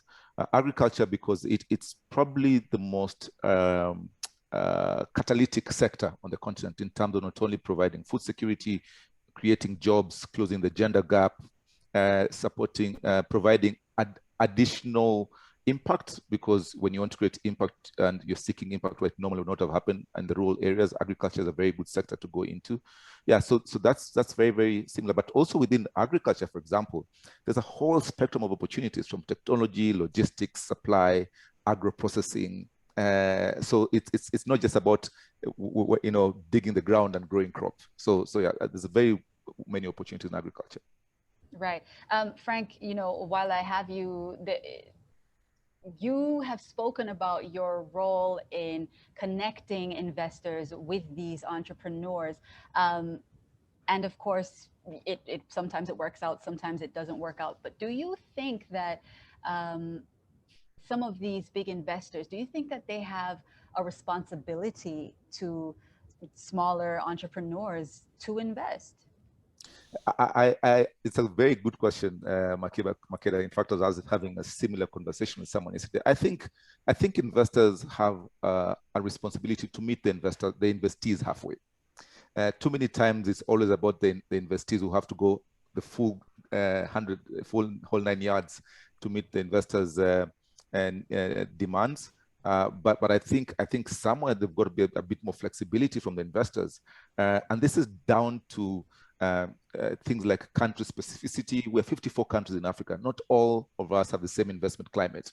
So when you move from South Africa to Kenya to Mali to Gambia, you've got to have the flexibility to understand what is local in here. So a bit of cultural intelligence and local intelligence is important for an investor.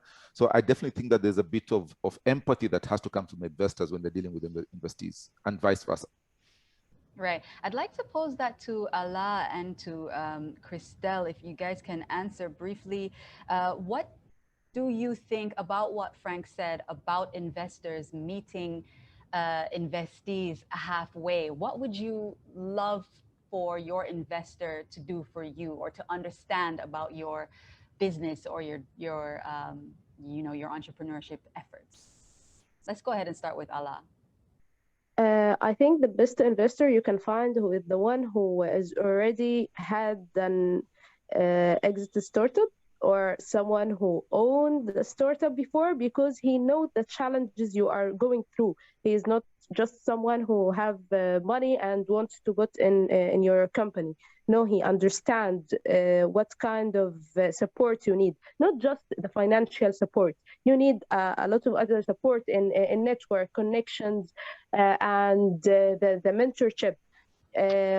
When he has the mindset to in entrepreneurship and understanding the challenges you face in your team and in the market, that makes the relationship between him not just someone who is putting his money in your company. No, the foundation of the relationship in this point becomes more strong and more beneficial to you and for him, because he is now one of your team. He will help you in any situation you need through your journey, because his goal is just as my goal. Right. That's your dream situation for an investor. Yeah. I think this is a good moment for us to go ahead, Christelle, before we hear from you, to see the results of the poll that we did earlier about the challenges. It seems as though what we had assumed was the case is the case, that access to financial support is the biggest concern amongst entrepreneurs, and the biggest challenge that faces African startups. 37% of the answers were that. Then we have 22% access to markets, 14% business connections. Skills development is 17%, and then we have government support at 10%.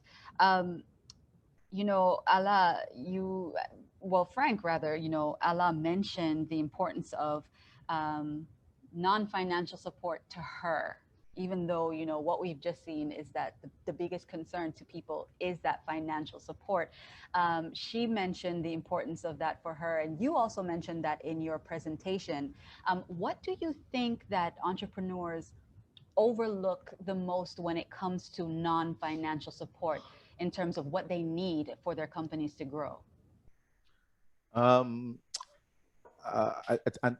think we all are human, and in many cases we believe a lot more in ourselves than we are aware about what we lack.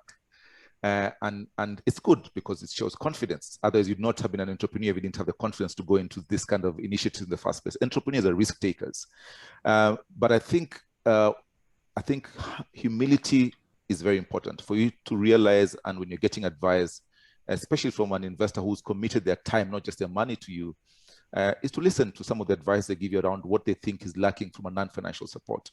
I think that humility to take a step back and be honest with yourself, to say, yeah, maybe my team is not as strong, maybe my own competence is not as good, maybe my connections are just not what they should be.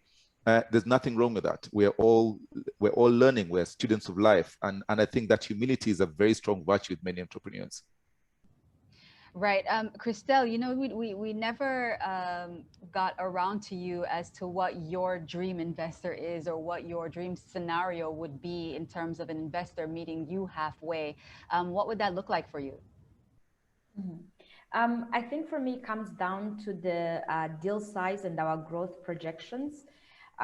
We're thinking quite big to meet the scale of the issue, which is really big.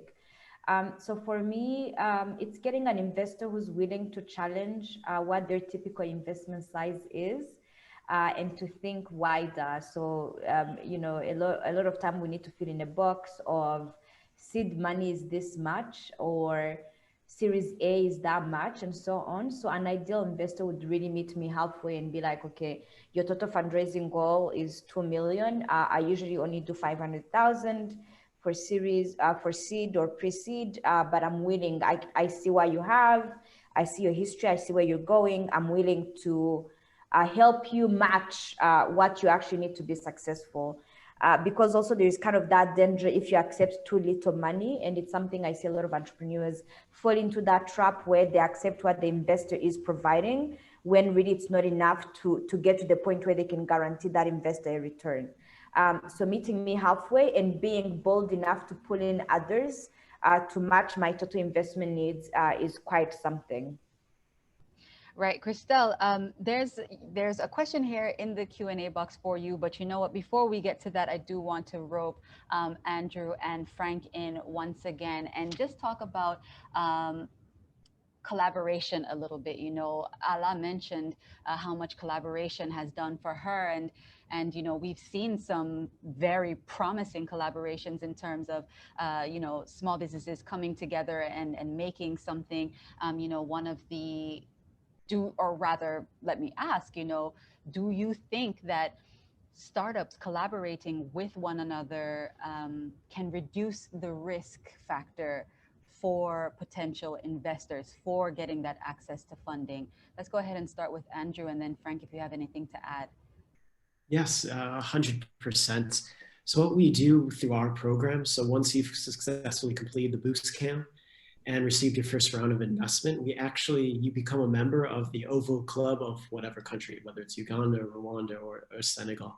And we use that as an opportunity for a lot of knowledge sharing, a lot of business collaboration. And it's really a great opportunity for them to sort of experience the same pitfalls, just share information on how to overcome these challenges. So collaboration itself is something that we put heavy emphasis on it. And I think a lot of that heavy emphasis because a lot of our volunteers, and particularly myself, we are all entrepreneurs in our own right as well. So that gives us the ability to sort of take what we've learned through our own entrepreneurial experiences and really execute it through OVA. So as some of the other panelists said, is that there are starting to be a number of organizations that are entrepreneurial led by entrepreneurs that can really provide that support. So collaboration is 100% key with it. And I think that's something where we're starting to see some development in terms of a lot of collaboration with earlier stage companies, but I think it's still such a young ecosystem, whereas a lot of people, especially the younger entrepreneurs we speak with at the beginning, they try to think it's something secret. They think like their idea is worth $1 billion. And what we like to say, ideas are cheap. What's worth it is people who actually make something that's real, who execute it and actually grow. So it's one of the things, be open, be transparent, start talking to people. Right. Frank, what are your thoughts on that? I saw you nodding quite a bit. What are your insights here? Yeah, I really want to echo Andrew's comments, and it takes different forms. I think during the COVID crisis, for example, we were running platforms of partners coming together to support the COVID crisis in Kenya, Nigeria, and South Africa. And we saw some really innovative collaborations happening. So, for example, I know this group of businesses that all had separate logistics departments that were running. All, you know, urban cities running motorbikes, delivering stuff. They came together. This happened to be the same building. They came together. They formed one logistics unit. And they reduced their costs quite significantly in that process. We're seeing collaboration in peer groups of investors who just meet because they're in the same sector facing similar challenges, and they meet once or twice a week, and they invite guest speakers to help them navigate through some of the issues they're facing, whether it's cost control, renegotiating legal documents, tenders, renegotiating leases, all those kind of things. And we've also seen another situation whereby someone gets an order for something that they can't produce, and they get someone else to collaborate to fill the order because they can only produce. So this is everything, especially at a startup when you need to grow carefully, and you can't use one big order as a basis on which to invest hugely, and you want to grow slowly. So the opportunities, I mean, and I very want to support what Andrew said, is just be open and transparent. Right. Thank you. And it seems as though, collaboration is one of those things that's overlooked, and the trust is not there. I mean, Andrew said it, we do hear that very often. We do not have that much time for the panel though, so I do want to get to some of the questions in the Q&A box before we have to wrap up. Christelle, there is one here that is addressed to you. It's coming from Angelina, and it says, great introduction. What was the biggest challenge approaching governments, and what successful approach made the difference? You did touch on that, but do you want to go ahead and just answer her briefly before we try and get in a couple of more? One thing I would emphasize from what I said before, proof of concept is something important for governments. Government is usually risk averse, and you need to prove to them that you're not as risky as you appear at first. Second is support. Gain all the support you can, invite people to come and see what you're doing, and reach out. Always expose yourself to at least getting a no, because that also puts you in the way of getting a yes. So self-promote, almost shamelessly, get the decision makers to come and see what you're doing. I think one thing that's super, super important, and most people ignore this, is being in the forums where government meets entrepreneurs. So government already has a process. They have conferences, forums, federations that they know, if I want to talk to entrepreneurs, this is where I go. So I see a lot of entrepreneurs who really miss out on the opportunity to be part of a one voice, and also being where government will find them, as far as government looks at it, because government is one big entity.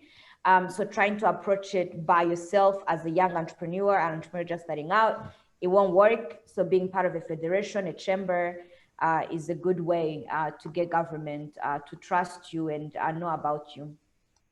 Christelle, you're so good that you managed to even answer the second question that was coming from the Q&A box. It says, to all the panelists, have you found membership of business chambers of commerce of use, and how? So there you go. Christelle does. Does anyone else have an insight on that, or should I go ahead and ask the next question, because I think I want to ask it to Allah. So if no one unmutes themselves on that regard, I'm going to move on to the next question.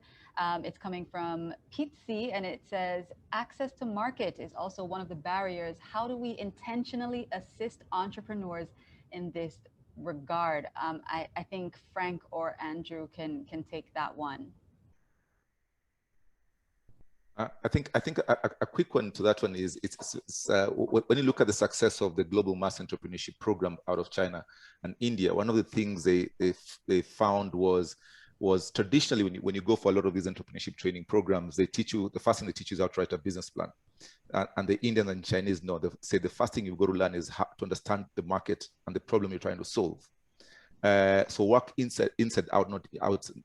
Work outside in, not inside out. So too many times we write a business plan, we don't know if it's going to fit the market, and then we try and design something and force it in the marketplace. First, go and understand the market. Because once you've understood the market, it's so much easier for you to come and design a solution that fits a problem that someone is trying to solve outside. Andrew, you had something to add? Yeah, this is sort of a piece of advice I had from one of my previous bosses, is that sometimes you have to treat entrepreneurship of jumping out of a plane and trying to put the parachute together. So I'm just using that example, a little bit crazy, a little bit dangerous, but just sort of throwing yourself out there. And as Frank said, sort of start collecting information. Don't be scared about it. Understanding your market, and then you can work backwards and then start figuring out your business plan once you have that sort of valuable knowledge information you've been able to collect. Right. We are about 1 minute out, and I did want to just hear from everyone. I think for this last question, maybe I can go ahead and start with Allah, but we're going to have to make it very, very, very brief for us. You know, we have seen that, I mean, obviously we're online right now with the pandemic. Everyone has had to move online, and so it's more important now than ever for you to be online and to have that digital presence. How important has that been for you, and how important do you think it is for other entrepreneurs in terms of trying to get that access to finance and in order of trying to get that investment? Allah, what's been your what's your opinion on that, very, very briefly, because we are just about out of time?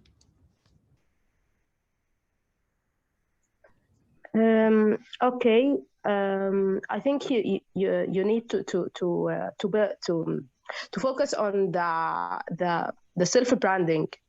You need to brand yourself, not just your startup or your company, because investors not just investing in your company, they are investing in yourself. And if they don't if you didn't convince them that you are the right person to handle this amount of money, they won't give you this amount of money. That simple and that easy. And we usually focus on making the right business plan and the right pitch, and we don't focus on building our network and building our connections, which is the main reason that you will get your investment. That's what happened with me most of the time, that the connections is the one that will give you the money. Right. Christelle, just a very quick word on the importance of a digital presence at this moment in terms of trying to secure that funding. Yeah, there's no more chance run-ins. The only thing is online now. So as we struggle with COVID, the way is online. There is a lot that's being lost in terms of making real connections and getting that networking done, but it's never been cheaper to reach out to people. You don't need to get expensive tickets and flights and go different places. You can really access a lot of people online in the comfort of your home. So that digital presence is quite important. Big signs on the road or chance meeting somebody is no longer that possible. We have to move all of that online. Right, times have certainly changed, but it is a big opportunity to widen that net even more. For Frank and Andrew, I want to switch up the question a bit. You know, this is a question that I like to ask some of the people who work with entrepreneurs, and that's, if your current or future child, or you know, someone that you care for deeply outside of a business realm, asked you for advice, said, my dream is to become an entrepreneur, what would you say to them? Let's go ahead and start with Andrew. So my advice would be to them is, it's, as a lot of people say, it's a roller coaster ride. There'll be some days that'll be terrible. There'll be some days that are amazing. What you always need to say, you're working hard for today to get the result tomorrow. And I think you have to be looking more the longer term. When you're looking at projects, particularly in Rwanda, Uganda, and Senegal, where we operate, we have to look at the 5-year term. So that's why you see us staying with up to 3 years. And then we put them in contact with people that can carry them on for another 2 years within it. So look long term, have the confidence, but just be ready. It's that, no, it's every day is not going to be great. It's going to be a lot of challenges, but just sort of keep the faith as you keep going. Frank? I think to add to Andrew's, I'd ask them the question, what problem are they passionate to solve? It's not so much about your solution, it's what problem are you willing to solve? Because you might try 4 different solutions before you find the right one that has gravitas, has enough customers willing to pay for your business and that kind of stuff. So it's, what problem are you passionate to solve? That's the one thing I'd like to, if they focus on a problem, the flexibility of solutions is a process to get to the final end, and that you can get flexible with. So focus on the outcome, not so much the process, and just be passionate about what you want to solve. I would like to extend this. We have just over a minute. I would like to extend this to Christelle and Ala. What would you say to, you know, someone who you deeply care for in your family or a best friend about entrepreneurship? What would you advise them? Let's go ahead and start with Christelle. I'm laughing because some days I think I will never advise anybody to be an entrepreneur. Days I'm like, oh, this is the life. So today I'm feeling like being an entrepreneur is very good, but they need to be prepared. It's not an easy journey. It's not an easy way out. It's a tough work. It's a lot of balancing between your personal life and your company. So my advice would be like, once you take the dive, if you really want it, you can achieve greatness, but you can also fail. So go in, learn to forgive yourself, work for that dream, work and solve that problem, bring in your solutions. There's a lot of reward, but also quite a lot of challenges along the way. So honestly, some people I would never advise them to be entrepreneurs, while others I think are being wasted away by not being entrepreneurs.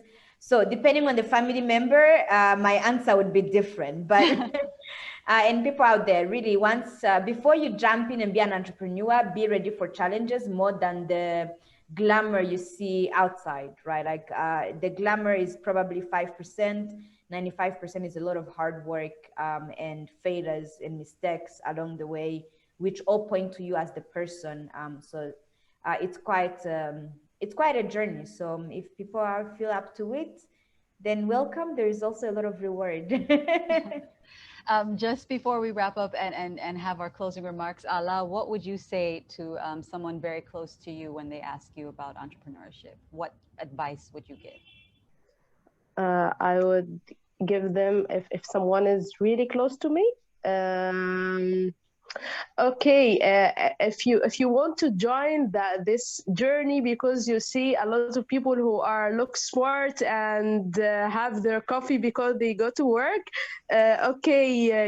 you can't join this journey because it's like a roller coaster. Literally, one day you are up and the other day you are really down, and you need to work hard to come up again and start working on your feet to reach your goals. Right. It's really hard journey, and it's not for everyone, but it's really worth the effort. Right. Thank you, and thank you to our panelists. That's a great way to end our panel. You know, quite a few of them said that this is a roller coaster. It is not glamorous all the time, and you really, really, really do have to want it. Some takeaways are that you have to be ready to work. The onus is on you as the entrepreneur just as much as it's on anyone else in terms of taking and using the resources that you do get your hands on. You have to make sure that you're doing your homework, make sure that you're doing your research. You know, we didn't necessarily get into the details and nuts and bolts, but things like making sure that you're keeping your books perfectly, making sure that you have all of the paperwork that you need, all of the background that you need. Those are all things that you have to make sure that you're doing, and you have to be ready to take advice, as some of our entrepreneurs said today as well. I just want to say one more time, thank you so much for joining us on the panel. To all of our panelists, I think we got some really good takeaways, and hopefully everyone who is tuned in got some good takeaways and got their questions answered in your answers as well. Thank you so much.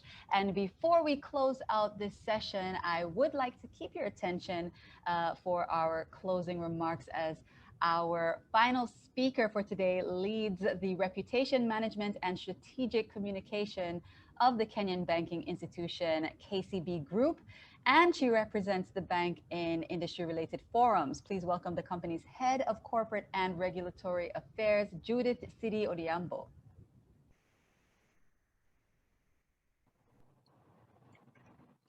Thank you, Makeda, and thank you, the panelists that have been able to share with us a very insightful conversation in this area of entrepreneurship.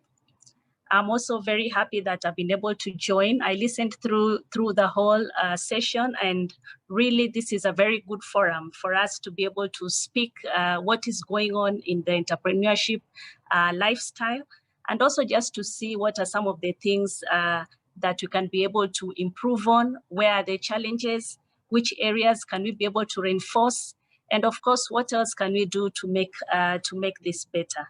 So out of the conversations, even for myself, I was able to pick out a few things on partnerships. So I realized that partnerships is very important for an entrepreneur, because most of the time you realize you can't do everything alone.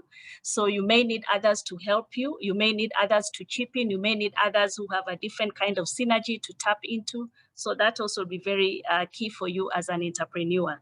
Issues of integrity and trust, that one we cannot get away from it. So everything to do with ethics is important. How will the investor trust you if they want to partner with you, if they want to invest in your idea? So that is very important in terms of integrity and trust. And of course, we have seen also from our panelists how they have shared very good examples of shared value. Because sometimes we feel that shared value can only be done by corporates. But as an entrepreneur, we have been able to see how the different panelists through their organizations, they're able then to resolve what we call societal problems, but at the same time make money of it. Of course, ensuring then how do we bring to life the shared value concept. So that was very well depicted and shared. And of course, how then do we make also our young people to be useful in society? So very insightful discussions on that. That yes, we have many youth. How do we how do we ensure that they are useful members of society by encouraging them to be entrepreneurs as opposed to being employed? So very good discussions there, and also looking also at our education system. Probably from the education system, this needs to be reinforced so that more and more people can be able to join entrepreneurship and not think of it as an afterthought. And maybe that is why we are also seeing a lot of challenges in Africa. It could also be boiled down to what our education system is. And of course, as we have said, and entrepreneurs are the ones who can create the jobs, because when we look at data, the informal sector provides about 14 million jobs, and the formal provides 2 million jobs. So really, it is the entrepreneurship space that will be able to double the priority area of employing our young people at large numbers, so that then we can be able, each one of them can be able to provide for their livelihoods. So from that, so in briefly, what I'd like to say also as KCB, we are in the shared value concept as well. And through our enterprise development program, which we call in Kiswahili Tujiajiri, or how to be skilled, is also part of the program that we are running under shared value, and looking at that to see how can we be able to mentor and bring up the young people to be able to be future entrepreneurs. This program started in 2016, and we have been able to work with it and also bring partners on board, because such a program also, when you want to scale, then of course it means you'll need to work with other partners who have skills in terms of capacity building, in terms of skill sets, so that they can be able to bring your program to life. This program, of course, runs in Kenya, it runs in Tanzania, and also in Rwanda.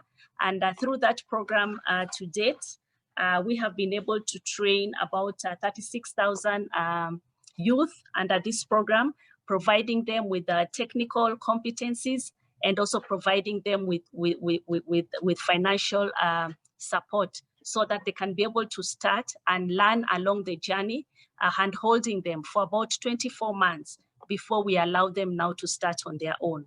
So we have also identified the sectors that are favorable and that work, of course, for our community.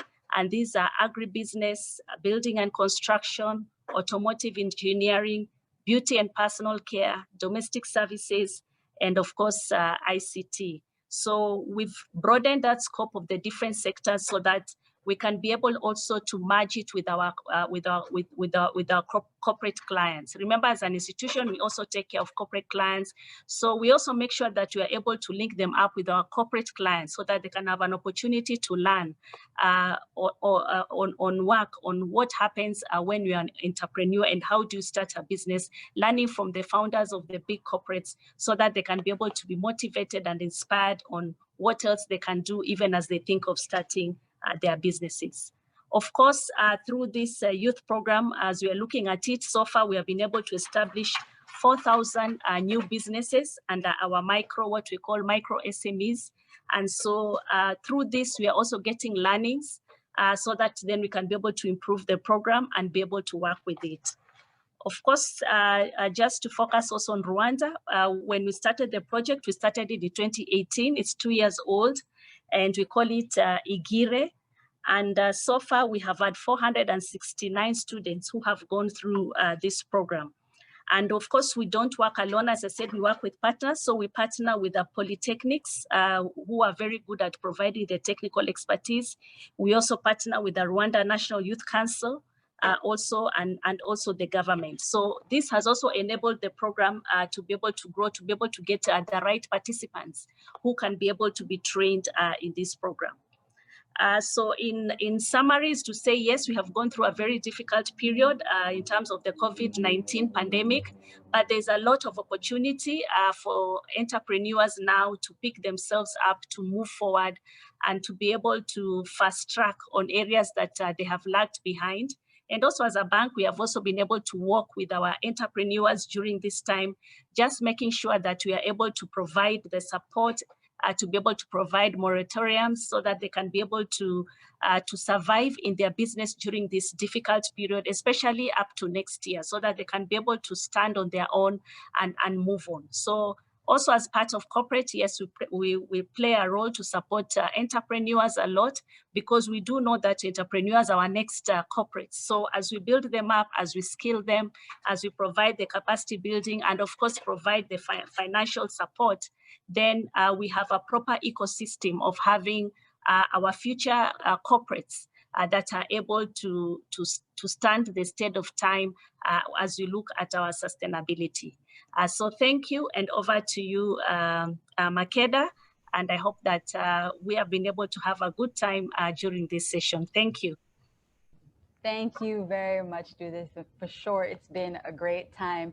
KCB Group, they're doing their part in elevating the MSME sector. We didn't go in depth on the importance of mentorship for this panel discussion, but hopefully in the next installment we will, you know, candidly sharing experiences, giving advice, and creating a network is what the African Entrepreneurship Forum is all about. So with that, we have almost come to the end of the program.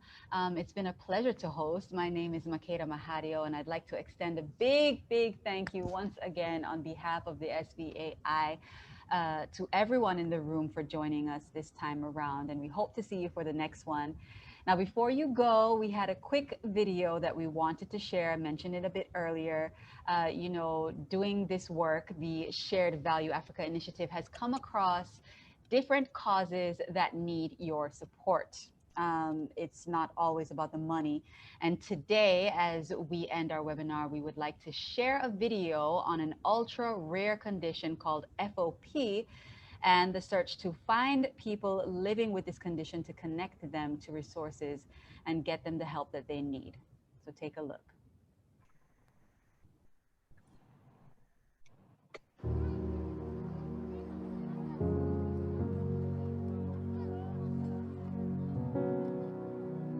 I like to play with the test. I like to write.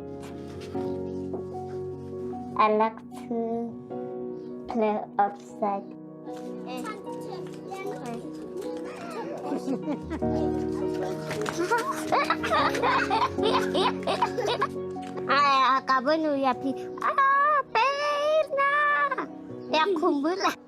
The bone doctors, they checked in, or they said, no, this is an FOP children, but then I didn't know what is an FOP children. Her mom couldn't name the condition, but she said that the doctors had told her that there was nothing they could do for her child. The minute she explains to me, I just wish that we can die, me and my child. She was just told, we're very sorry, there's nothing we can do and your child is just going to get worse. And so they gave her no hope and no support. Mama. So by the time I saw her, she was basically frozen in the shape of a chair, and she had fixed deformities. She couldn't move her arms or her legs. But she has these huge big eyes that are very expressive, and she takes in everything around her, and she's got this little sense of humor, and you just can't help falling in love with her. We play. We love. I felt angry that nobody had referred her earlier, at least to all the resources that are available at the hospital.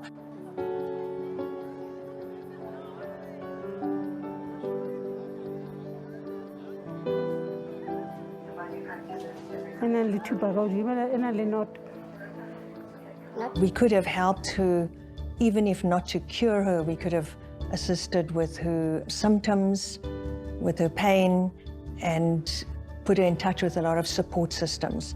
I'm very happy about their help.